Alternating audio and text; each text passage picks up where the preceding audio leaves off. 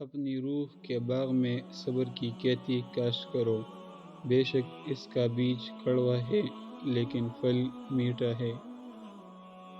آج کا انسان صرف دولت کو خوش نصیبی سمجھتا ہے اور یہی اس کی بد نصیبی کا ثبوت ہے۔ خوش نصیبی وجود کا ظاہر نہیں، وجود کا باطن ہے۔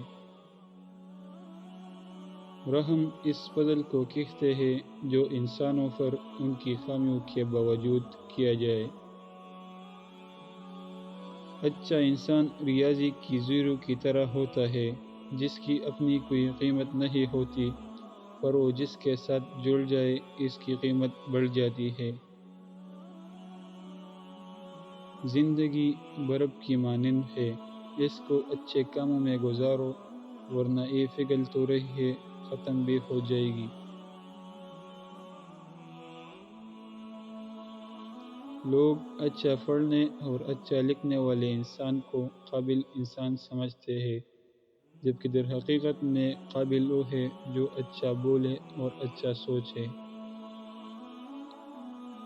کبھی کبھی ہم تک جاتے ہیں یہ ثابت کرتے کرتے کہ بے شک ہمارا طریقہ غلط تھا، پر ارادہ نہیں۔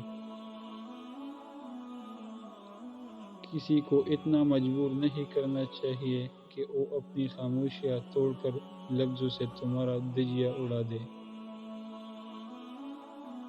میں نے یہ سیکھا ہے کہ ایک انسان کی زندگی زمین کے سب سے امیر ترین آدمی کی جائیداد سے لاکھوں گنا زیادہ بہتر ہے۔ کسی مضبوط پہاڑ کا اتنا بوجھ نہیں ہوتا جتنا بے قصور پر تہمت لگانے کا بوجھ ہوتا ہے۔ چھین کر کھانے والوں کا پیٹ کبھی نہیں بھرتا اور بانٹ کر کھانے والے کبھی بھوکے نہیں رہتے۔